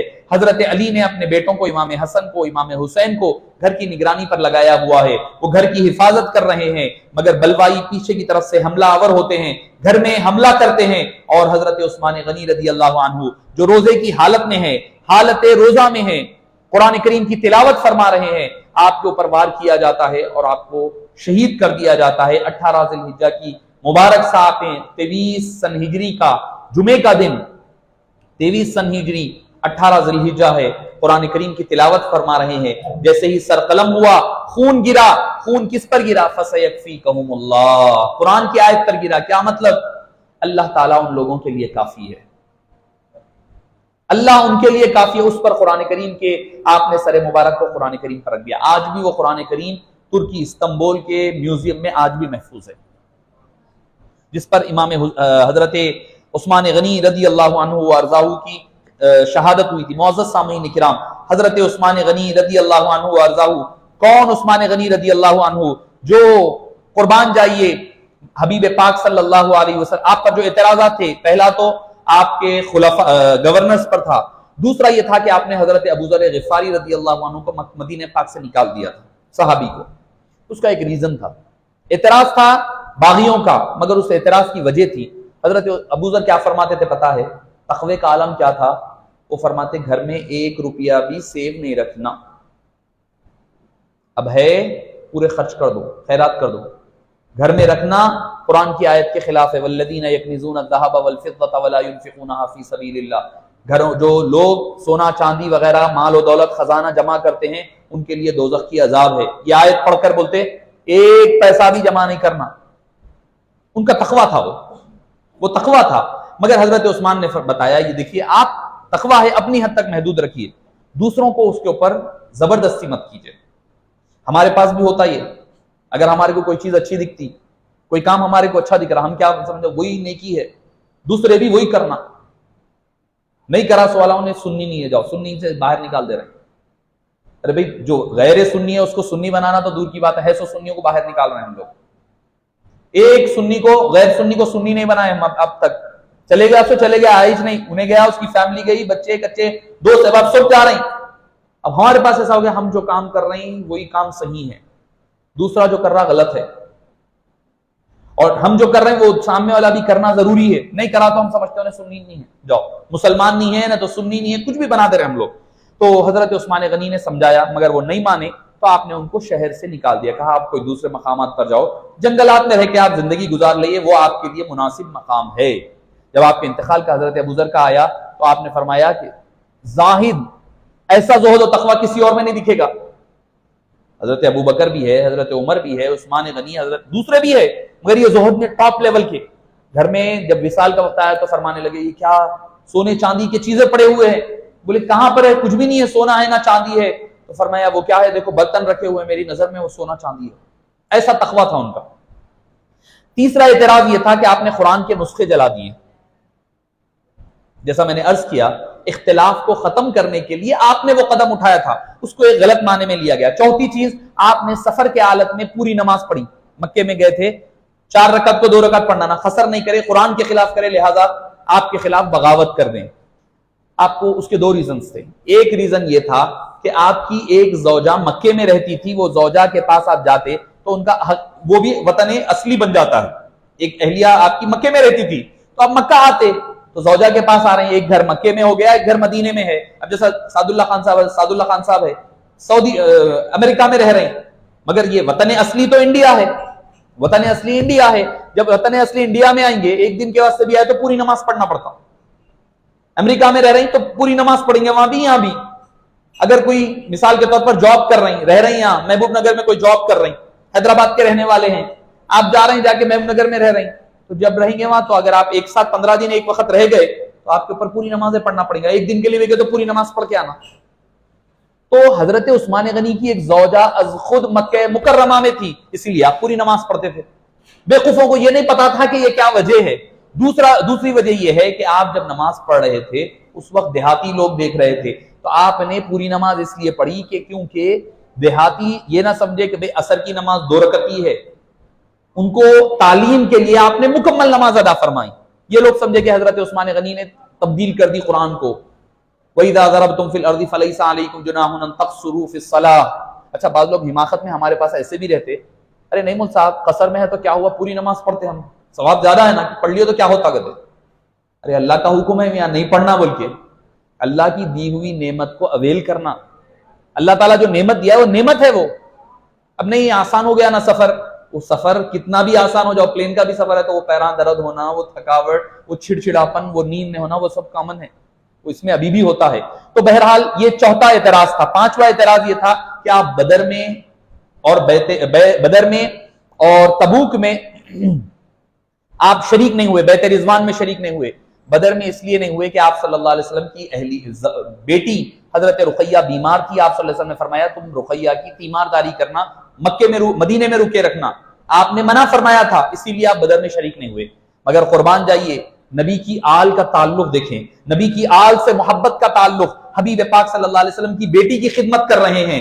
بدر کی جنگ میں حضرت عثمان شریک نہیں ہوئے، مگر اللہ کے حبیب صلی اللہ علیہ وسلم نے فرمایا عثمان کا، جب بدر کے صحابہ کا نام لکھا جا رہا تھا آپ نے فرمایا عثمان کا بھی نام لکھو. بدر کے صحابہ میں جو مال غنیمت تقسیم ہوئی، اللہ کے حبیب صلی اللہ علیہ وسلم نے ان کو مال غنیمت بھی دلوایا. نبی کی آل کی خدمت کرنے پر، جنگ میں شریک نہ ہونے پر بھی مال غنیمت حبیب پاک عطا فرما رہے ہیں. اور بیت رضوان میں ان کی وجہ سے بیت رضوان ہوئی. بیت جو لی گئی حضرت عثمان کی شہادت کی اطلاع پر لی گئی. اب وہ خود رہیں گے تو پھر بیت کی بات ہی نہیں آتی تھی. تو معزز سامعین کرام، اور 6ویں چیز یہ تھی کہ جمعے کی دوسری اذان کے پر اعتراض. حبیب پاک نے فرما دیا تھا فَعَلَيْكُمْ بِسُنَّتِي وَسُنَّةُ الْخُلَفَاءِ الرَّاشِدِينَ الْمَهْدِيِّينَ، تم پر میری سنت بھی واجب ہے، میرے خلفائے راشدین کی سنت بھی واجب ہے. اور 7ویں چیز حکم بن العاص کا، جو مروان کے جو والد تھے، آپ صلی اللہ علیہ وسلم نے ان کو شہر بدر کر دیا تھا، ان کو آپ نے واپس بلوا لیا. اس پر اعتراض ہوتا ہے، آپ صلی اللہ علیہ وسلم نے نکالا تھا، آپ واپس لے آئے. دیکھیے آپ صلی اللہ علیہ وسلم نے کسی کو شہر سے نکالا تو اس کی مدت تھی ہوگی، وہ مدت پوری ہو گئی تو وہ واپس آ گئے. یا پھر خلیفہ کو اختیار ہے کہ کوئی کسی کو نکالے اور واپس بلائے، یہ خلیفہ کا اختیار ہوا کرتا ہے. معزز سامعین کرام، حضرت عثمان غنی رضی اللہ عنہ وارضاہ، جن کو نبی پاک صلی اللہ علیہ وسلم نے عشر مبشرہ میں شامل، کامل الایمان جن کو کہا گیا، جود و سخا کا مظہر، حیاداری میں یکتا و تنہا، ذوالحجرتین حبشہ اور مدینہ ہجرت کرنے والے، کاتب وحی، رات کو قیام کرنے والے، دن کو روزہ رکھنے والے، بیت رضوان جن کی وجہ سے ہوئی، جامع القرآن، عشر مبشرہ میں شامل. جنت میں آپ نے فرمایا ہر نبی کا ایک ساتھی ہوگا اور میرا ساتھی جنت میں عثمان بن عفان ہوگا. اور ہر موقع پر آپ رضی اللہ عنہ وارضاہ حبیب پاک صلی اللہ علیہ وسلم کی کام میں آپ نے فرمایا تھا تبوک کے موقع پر، ما ضر عثمان ما عمل بعد هذا اليوم، آج کے بعد عثمان جو کرے کوئی گناہ ان کا لکھا نہیں جائے گا، جنت اللہ تعالیٰ نے ان کا مقدر بنا دیا ہے. تو ایسے صحابی رسول کو صرف اس وجہ سے کہ صرف साजिशों की बुनियादों पर हजरत उस्मान गनी रजी अल्लाह अन्हु को शहीद कर दिया गया। हजरत उस्मान गनी रजी अल्लाह अन्हु की शहादत के बाद कई लोग हजरत उस्मान अली के पास आए और आकर के हजरत अली मुर्तजा रजी अल्लाह अन्हु अर्ज़ाहु को फरमाया कि अली आप खलीफा बनिए। आपने अपने आप को कमरे में बंद कर लिया। आपने फरमाया कि नहीं, मैं नहीं बनूंगा, और वो इनकार करते रहे। फिर वो हजरत अली के पास आते गए, समझाते गए, और जो बलवाई 750 या 800 लोग हैं, 7 या 750 या 800 लोगों के दरमियान है, वो लोग जिन्होंने कत्ल किया, कत्ल करने वाला एक आदमी नहीं था। एक आदमी है तो पकड़कर आप कत्ल कर देंगे, जैसा फेरोज अबू लुलू हजरत उमर का एक कातिल था, उसको कत्ल कर दिया गया, मगर हजरत उस्मान के एक आदमी नहीं था, सफों के लोग थे, और उनको फौरी तौर पर गिरफ्तार कर करके कत्ल करना ये भी पॉसिबल नहीं था एक ही वक्त में। और मदीने में हर तरफ दंगा फैला हुआ है, फितना फसाद फैला हुआ है, और कई लोग, हजरत अबू हुरैरा फरमाते हैं कि हजरत उस्मान गनी की शहादत के मुझे 2 गम थे। एक गम हजरत उस्मान गनी की शहादत का, दूसरा फरमाया हबीब पाक ने मुझे एक थैली में खजूर रखे थे और बरकत की दुआ फरमाई थी। मैं भूखा प्यासा रहता तो आप सल्लल्लाहु अलैहि वसल्लम ने दम किया। खाने पर लोग बोलते फातिहा देना कहां है, जायज है नहीं है? हजरत अबू हुरैरा से पूछो, खजूर पर आपने कुछ पढ़ा? क़राअन नबी सल्लल्लाहु अलैहि वसल्लम मा शाअ, जो आपने चाहा वो पढ़ा। अब पढ़ेंगे तो सबसे अफजलुल इबादा कुरान करीम है। कुरान में सबसे अफजल सूरह फातिहा है। सूरह इखलास के बारे में कहा गया 3 मरतबा पढ़ो तो एक कुरान का सवाब है। मुअव्वज़तैन पढ़ो तो हर किस्म की आफत व बलैया से हिफाजत है। दरूद शरीफ तो फिर दरूद शरीफ ही है। यही तो फातिहा में पढ़ते, और क्या पढ़ते? यही तो पढ़ा जाता है ना फातिहा में। तो आप सल्लल्लाहु अलैहि वसल्लम ने पढ़कर उनको दिया। कब? आप सल्लल्लाहु अलैहि वसल्लम की जिंदगी में। आप सल्लल्लाहु अलैहि वसल्लम की जिंदगी पूरी गुजर गई। हजरत उमर के 2.5 साल, अबू बकर के 2.5 साल गुजर गए, हजरत उमर के 10 साल गुजर गए, हजरत उस्मान के 12 साल गुजर गए, हजरत उस्मान के 12 साल गुजर गए। कौन सी 35 सन हिजरी है, 25 साल का अरसा गुजर गया। हजरत अबू हुरैरा फरमाते हैं मैं थैली में हाथ डालता, खजूर ताजे निकालता, खाते जाता। 25 साल तक, 1-2 साल नहीं, 25 साल तक हर वक्त। मगर आपने फरमाया था इसको खोलना नहीं। फरमाते हैं वो जो भगदड़ हुई हजरत उस्मान की शहादत के बाद, वो थैली भी गुम हो गई। उसके बाद फिर मेरे फाके शुरू हो गए। 25 साल तक मुस्तफा जाने रहमत की पड़ी हुई चीज फातिहा ने इतनी बरकत अता फरमाई। 25 साल तक खजूर कितने होंगे थैली में? चलो मान लो आप, भाई कोई मान ले, बड़ा थैला भी तो होगा, 25 किलो का आदमी उठाकर कितनी फिर सकता है? फिरने के लिए एक 5 किलो 10 किलो मैक्सिमम हो सकता है। मुस्तफा जाने रहमत के लिए वो जरूरी नहीं है कि 5-10 किलो रहे, एक भी होगा तो उससे लाखों बना सकते हैं। एक कशकोल पानी में साहब एक 1500 सहाबा पानी पी सकते हैं। हदीस सही मुस्लिम की हदीस से पाक है। हजरत अली मुर्तजा, तो वो लोग आए और आकर हजरत अली को कहा, ऐलान करा, मदीने में ऐलान करे क्या कि अगर कल अली बिन अबी तालिब, अब उनको शेल्टर लेना था, शेड लेना था कोई, अगर कल अली बिन अबी तालिब कल खिलाफत का मनसब नहीं कबूल करेंगे तो हम मदीने मुनव्वरा में कत्ल गारतगिरी शुरू कर देंगे। हजरत अली मुर्तजा रज़ी अल्लाहु अन्हु के पास सहाबे किराम आए और उन्होंने कहा कि अली आप फौरी तौर पर आइए और खिलाफत का निजाम संभाल लीजिए, खिलाफत को आपको संभालना होगा। हजरत अली मुर्तजा रज़ी अल्लाहु अन्हु अर्ज़ाहु ने फरमाया कि क्या तुम इससे बेहतर नहीं समझते कि मैं तुम्हारा वजीर बनूं और मुझसे बेहतर कोई तुम्हारा अमीर बने? तो सहाबा किराम और लोगों ने कहा कि नहीं, हम आपसे ज्यादा किसी को काबिल नहीं जानते और अफजल नहीं मानते। हजरत अली मुर्तजा ने कहा ठीक है, अगर तुम मेरी बैत करना चाहते हो तो छोरी छुपी या ढके अंदाज में नहीं होगी, बल्कि सबके सामने मस्जिद नबवी में होगी, जो चाहे मेरी बैत कर ले। फिर आप मस्जिद नबवी आए और लोगों ने बैत फरमाई। फजाइल सहाबा इमाम अहमद बिन हम्बल ने बाब फजाइल अली हदीस नंबर 969 में नकल किया है। मुसन्नफ इब्ने अबी शैबा में आता है। लोग इतराज करते हैं हजरत तलहा और जुबैर ने बैत नहीं की, मगर वो भी गलत बात है कि हदीस नंबर 37,709 वो फरमाते हैं कि तलहा व जुबैर वल कौमा बायउ अलियन ताइना गैर मुकरहीन, बगैर किसी कराहियत के, बगैर किसी तजब्जुब के हजरत जुबैर ने, हजरत तलहा ने, सारों ने आपकी बैत की। और बैत जैसे ही की तो उन्होंने ये मुतालबा किया कि यही समझ रहे थे, हजरत अली भी यही चाह रहे थे कि फौरी तौर पर हजरत अली के जो खातिलीन हैं उनको सजा दी जाए, कसास लिया जाए, उनसे बदला लिया जाए। हजरत अली हुकूमत बनते ही चंद साहब आपकी बैत कर लेने के बाद आपसे वो बदला लेने के लिए कहा। आपने फरमाया कि मुझे वक्त दो। जो खातिलीन है वो क्या करे, खुद फैल गए, फैलकर हजरत अली की तायीद करने वालों में भी शामिल हो गए, आम मुसलमानों में फैल गए। अब और दूसरों को हमनवा बना लिए। اگر ایک کو سزا دیتے تو پھر سے وہی وبال اور فتنہ اور فساد شروع ہو جاتا. آپ نے کہا کہ کچھ وقفے کے لیے وقت دیا جائے تاکہ تھوڑا امن اور سکون ٹھیک ہو جائے. اب آپ دیکھتے ہیں نا، مثال لے لیں آپ، اگر شہر میں فساد ہو جائے، کوئی ایک مذہب والے دوسرے مذہب پر حملہ کرے تو پولیس پہلے کیا کرتی ہے؟ حکومت پہلے امن قائم کرتی ہے، فتنہ فساد کو روکتی ہے، حالات پہلے نارمل آئیں، اس کے بعد گرفتاریاں شروع ہوتی ہیں. حضرت علی کو موقع ہی نہیں مل رہا ہے. ایسے موقع پر جب حضرت علی مرتضیٰ قربان جائیے، حضرت علی مرتضیٰ کو جب لوگ آئے اور آ کر آپ کی خلافت کے بارے میں کہنے لگے کہ اے علی رضی اللہ عنہ وارضاہ، کہ ہم حضرت ابو بکر اور حضرت عمر کے دور میں بڑی کامیابیاں دیکھے ہیں، بڑے بڑے فتوحات دیکھے ہیں، ادھر اسپین چلے گئے، ادھر وہ ہوا، ادھر یہ ہوا، آپ کے دور میں بڑی فتوحات نہیں ہوئی، آپ کے دور میں بڑی فتوحات نہیں ہوئی. تو قربان جائیے، مولا مشکل کشا ہی کہہ سکتے تھے وہ الفاظ. آپ نے فرمایا ہاں ہاں صحیح بات ہے، فتوحات نہیں ہوئی ہے، کامیابیاں نہیں ملی. کیوں نہیں ملی؟ فرمایا ابو بکر و عمر کے ساتھی ہم تھے مگر ہمارے ساتھی تم ہو. ان کو فتوحات ملی تو ان کے ساتھی ہم تھے، عثمان و علی تھے جس کی وجہ سے فتوحات ملی ہے. اب نہیں مل رہی ہے تو ہمارے ساتھی تم ہے، تم جواب دو اب کیا کریں. یہ ہے حضرت علی مرتضیٰ رضی اللہ عنہ کی بصیرت، حکمت اور آپ کی مصلحت اور دانائی. کیوں نہ ہو، حبیب پاک نے فرمایا تھا انا مدینۃ العلم وعلی بابھا، میں علم کا شہر ہوں، حکمت کا شہر ہوں، علی اس کے دروازہ ہے. تو معزز سامعین کرام، جب جلیل القدر صحابہ اٹھے اور انہوں نے کہا کہ اے علی آپ ان سے قاتلین سے بدلہ لئیے، آپ نے فرمایا ابھی ممکن نہیں ہے، حالات درست نہیں ہیں. تو حضرت چند صحابہ آپ کے خلاف ہو گئے. ان میں حضرت زبیر ہے جو آپ کے پھپھیرے بھائی ہیں، رشتے میں پھپھیرے بھائی ہونا، حضرت صفیہ کے بیٹے، حضرت صفیہ کے بیٹے حضرت زبیر، حضرت ابو طالب کے بیٹے حضرت علی، دونوں سگے بہن بھائی ہیں. حضرت زبیر، حضرت طلحہ اور بی بی عائشہ رضی اللہ عنہا، یہ تین حضرات آپ کے خلاف ہوئے اور انہوں نے کہا کہ حضرت علی مرتضیٰ رضی اللہ عنہ کو کہا کہ آپ بدلہ لئیے. جب حضرت بی بی عائشہ رضی اللہ عنہا مکے میں حج میں تھی، حج کے دوران کیا مکہ مکرمہ میں، اور قاتلین حضرت عثمان سے بدلہ لینے کا ارادہ ہوا. حضرت علی نے حالات یا مدینہ پاک میں بہت بگڑنے لگے تو آپ نے اپنا دارالخلافہ کیپٹل کو کوفہ کی طرف منتقل فرمایا حضرت علی مرتضیٰ رضی اللہ عنہ نے. چنانچہ یہ حضرات کیا ہوا، اب کوفہ کی طرف چلے بڑے قافلے کو لے کر، حضرت طلحہ، حضرت زبیر اور بی بی عائشہ رضی اللہ عنہا.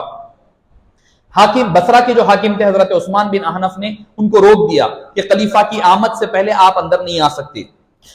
ادھر حضرت عثمان کی جو قاتلین تھے، جو 700-800 لوگ تھے، وہ صحابہ کرام کی جماعت کے اوپر حملہ کرنے کی کوشش کرنے لگے. وہاں پر ان کی شکست ہو گئی اور اس کے بعد حضرت بی بی عائشہ رضی اللہ عنہا، حضرت طلحہ، حضرت زبیر، یہ سارے کے سارے حضرت علی سے مقابلے اور جنگ کے لیے کوفہ کی طرف روانہ ہونے لگے.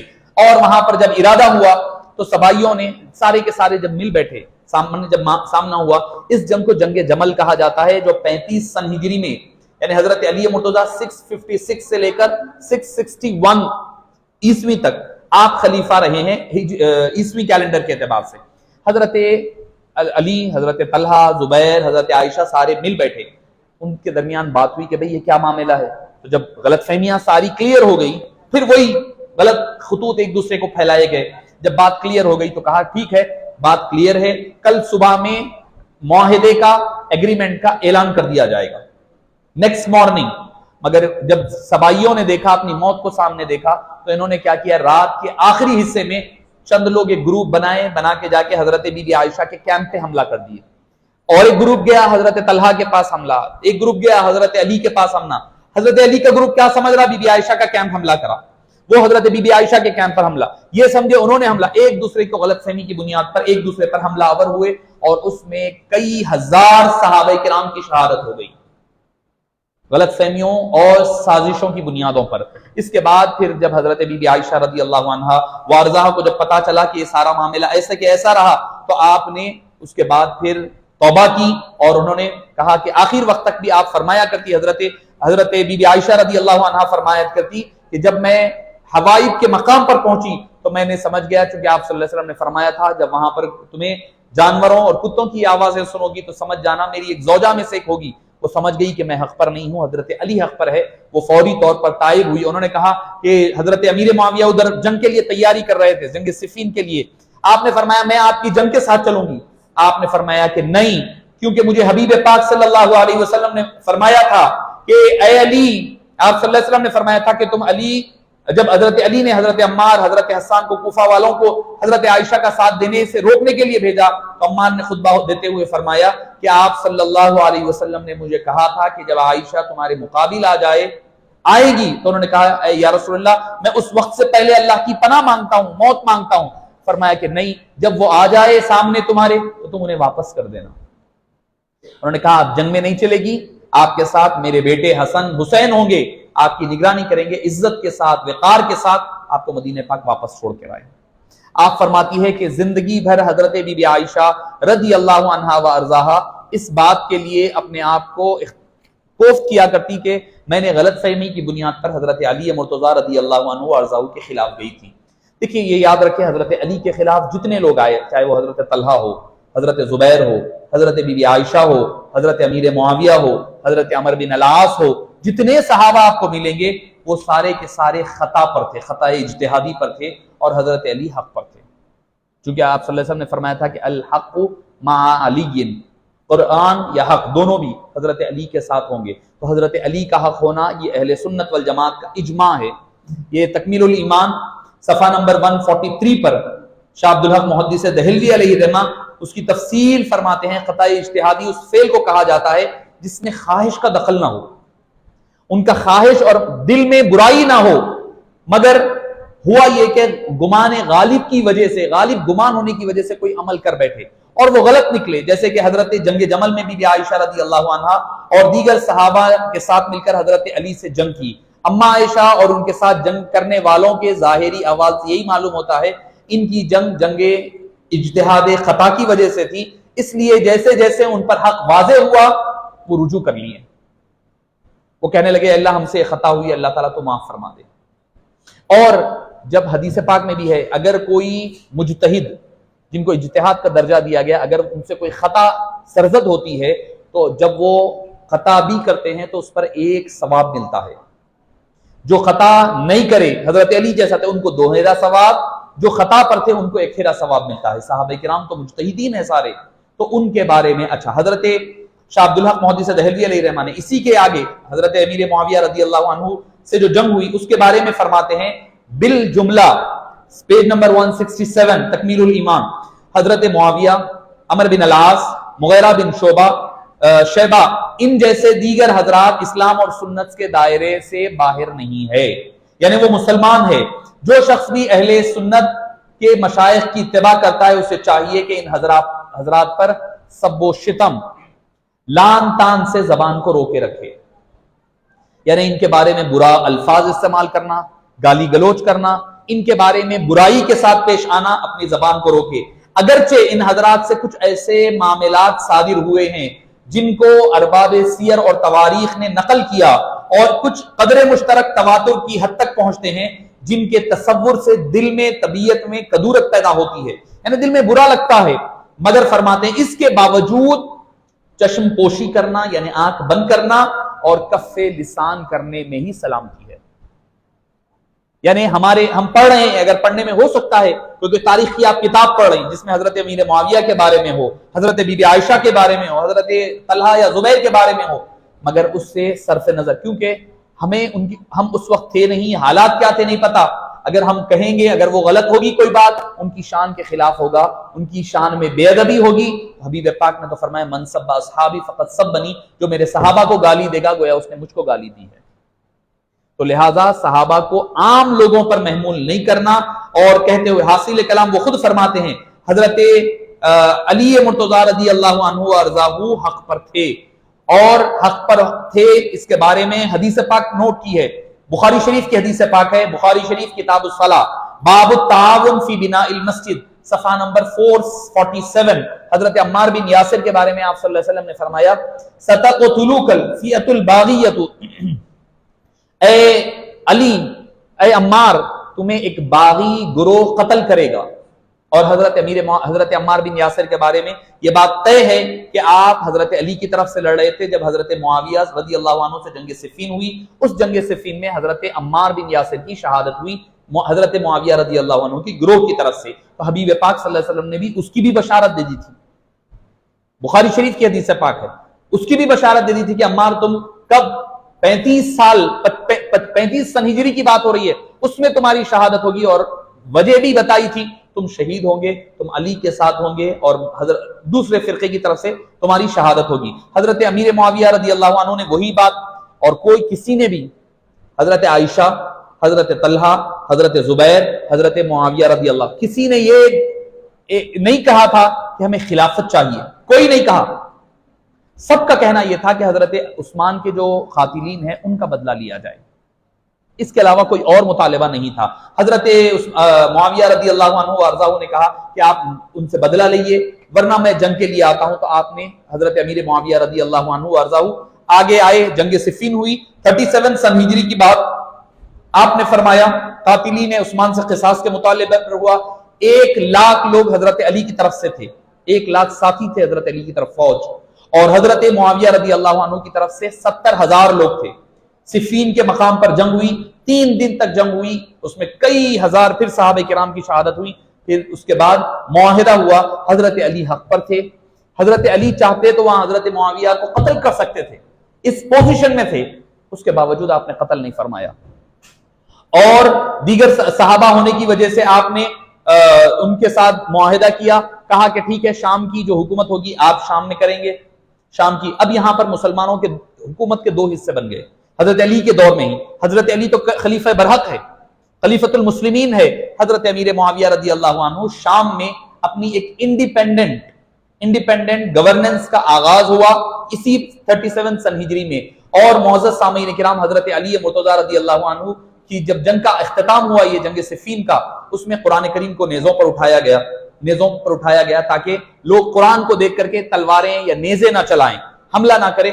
قرآن کو نیزوں پر اٹھایا گیا, اس پر وہاں پر جنگ کا اختتام ہوا. اس کے بعد ایک اور جنگ حضرت علی کے دور میں ہوئی, جنگ نہروان کے مقام پر ہوئی, جو خارجیوں سے ہوئی, جو حضرت علی مرتضیٰ رضی اللہ عنہ, خود آپ صلی اللہ علیہ وسلم کو ایک خوارزمی نامی شخص نے کہا تھا اعدل یا محمد صلی اللہ علیہ وسلم, آپ انصاف کیجئے. تو آپ صلی اللہ علیہ وسلم نے فرمایا تھا اگر دنیا میں انصاف نہیں کروں تو کون انصاف کرے گا. حضرت عمر نے کہا یا رسول اللہ میں اس کو قتل کروں, آپ نے فرمایا قتل مت کرو, اس کی پہچان کر لو, ایک وقت آئے گا علی بن ابی طالب کے ہاتھوں یہ لوگ ختم ہوں گے. تو حضرت علی فرماتے ہیں آپ صلی اللہ علیہ وسلم نے فرمایا جب ان کی نمازوں کو تم دیکھیں گے اپنی نمازوں کو حقیر جانیں گے, ان کے چہروں کو داڑھیوں کو دیکھو گے تو تمہیں لگے گا کہ تم ان کے آگے کمتر ہو. صحابہ کو فرما رہا ہے, مگر فرمایا ان کا وہ ایمان سے ایسے نکلے ہوئے رہیں گے جیسے تیر جب چھوڑ دیا جاتا ہے تو کمان سے نکل جاتا ہے, ویسے ہی وہ ایمان سے باہر ہوں گے. اور کوفہ سے واپسی پر خوارج سے جنگ ہوئی, ان کا خاتمہ ہوا, اور یہی خارجیوں میں سے 3 لوگوں نے یہ طے کیا.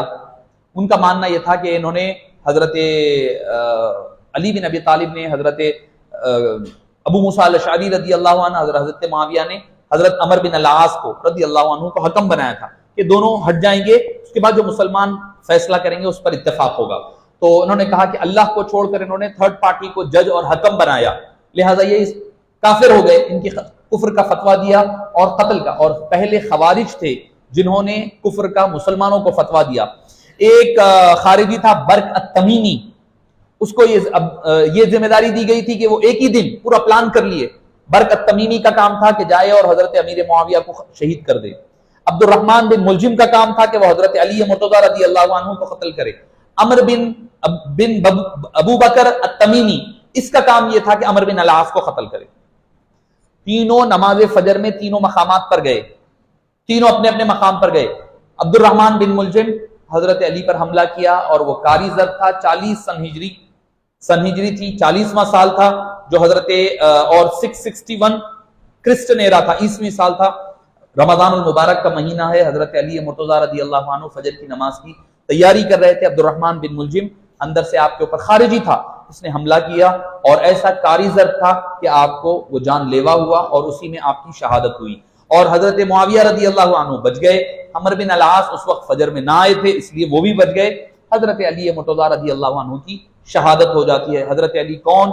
جو آپ صلی اللہ علیہ وسلم کے بھائی، چچیرے بھائی، آپ صلی اللہ علیہ وسلم نے فرمایا ان کے فضائل آگے آئیں گے، جن کے جو حضرت بی بی فاطمہ کے شوہر ہے، جن کے بارے میں فرمایا کہ علی مجھ سے، میں علی سے ہوں، ان کے جسم کو اپنا جسم، ان کے گوشت کو اپنا گوشت فرمایا۔ فرمایا علی کون ہے؟ جس مقام پر علی مرتضیٰ کو خیبر کے موقع پر آپ نے علم عطا فرمایا، فرمایا ان سے اللہ راضی، اللہ کے رسول راضی۔ پھر یہ بھی فرمایا کہ میرا مقام علی کے نزدیک وہی ہے جو مقام حضرت موسیٰ علیہ السلام کے نزدیک حضرت ہارون علیہ السلام کا ہے۔ یہ مقام اور مرتبے والے حضرت امیر المومنین علی مرتضیٰ رضی اللہ عنہ وارضاہ کو شہید کیا گیا۔ یقیناً فتوحات کا سلسلہ حضرت علی مرتضیٰ رضی اللہ عنہ کے دور مبارک میں زیادہ نہیں ہوا۔ اس کی وجہ یہ تھی کہ آپ کا دور مکمل طور پر ہر طرف سے پریشانیوں کا، مصائب کا اور مشکلات کا دور اور اختلافات کا دور تھا۔ یہ اختلافات نے مسلمانوں کے درمیان جو اختلاف تھا، ان اختلافات نے مسلمانوں کی فتوحات کو روکا تھا، مگر پھر بھی حضرت علی مرتضیٰ نے کسی کو حضرت امیر معاویہ کے جو لوگ تھے ان کو کافر نہیں سمجھا۔ جب لوگوں نے آپ کے اوپر کہا کہ بھئی یہ لوگ تو کافر ہے، آپ نے فرمایا کہ نہیں، ان کو کافر مت کہو۔ آپ نے فرمایا یہ بھی ہمارے اپنے بھائی ہے، اپنے بھائی ہے فرمایا۔ تو حضرت علی مرتضیٰ رضی اللہ عنہ کی 40 سن ہجری میں شہادت ہوتی ہے۔ اب بچ گئے 6 ماہ، انشاءاللہ العزیز حضرت امام حسن مجتبی رضی اللہ عنہ کے خلافت کے 6 ماہ اور حضرت امیر معاویہ رضی اللہ عنہ کے دور ملوکیت کے، چونکہ آپ صلی اللہ علیہ وسلم نے فرما دیا تھا الخلافۃ فی امتی 30 سنۃ، میری امت میں خلافت 30 سال ہوگی۔ اب 30 سال مکمل ہو رہی ہے، 40 سن ہجری، اندازہ آپ خود لگا سکتے۔ آپ صلی اللہ علیہ وسلم کا دنیا سے پردہ فرمائے ربیع الاول میں، حضرت علی کی شہادت ہو رہی ہے رمضان میں۔ اب رمضان سے ربیع الاول پورے ہونے کتنے مہینے بچ رہے ہیں؟ رمضان المبارک، شوال، ذوالقعدہ، ذوالحجہ، محرم، صفر، ربیع الاول، 6 ماہ بچ رہے ہیں۔ آپ صلی اللہ علیہ وسلم کی وفات ربیع الاول میں ہوئی، رمضان میں حضرت علی مرتضیٰ کی شہادت ہوئی۔ اب بچ گئے 6 ماہ۔ ہم لوگ یہ سمجھتے 4 خلفاء، دراصل 5 خلفاء ہے، خلفاء راشدین 5 ہے، اور لوگ سمجھتے 6 ماہ ہونے سے تھوڑی خلافت ہے، مگر میں سمجھتا ہوں کہ وہ ساری جو 10-15 سال سے جو مسلسل جو مسائل تھے، ان مسائل کو یہ 6 ماہ کی خلافت نے روکا ہے۔ سب سے اہم کردار حسن مجتبی رضی اللہ عنہ وارضاہ کا ہے۔ اللہ پاک سے دعا ہے انشاءاللہ العزیز کل حضرت امیر معاویہ اور حضرت امام حسن مجتبی رضی اللہ عنہ اور کربلا کے قریب تک ہم پہنچیں گے کل کی گفتگو میں۔ اللہ پاک سے دعا ہے کہ باری تعالیٰ حق کہنے اور حق سننے کی توفیق عطا فرما۔ جتنے حاضرین جمع ہیں ان تمام کے جائز دلی مقاصد کو پورا فرما، کہنے اور سننے والوں کی عمل کی توفیق نصیب فرما۔ اے باری تعالیٰ ہمیں ان مقدس ہستیوں کے صدقے و طوفیل باری تعالیٰ، تمام صحابہ کرام اور اہل بیت اطہار کے صدقے و طوفیل، اے باری تعالیٰ ہمارے ظاہر اور باطن کو سنوار دے، ہماری دعاؤں کو شرف قبولیت عطا فرما۔ آمین بجاہ طہ و یاسین برحمتک یا ارحم الراحمین۔ الحمدللہ۔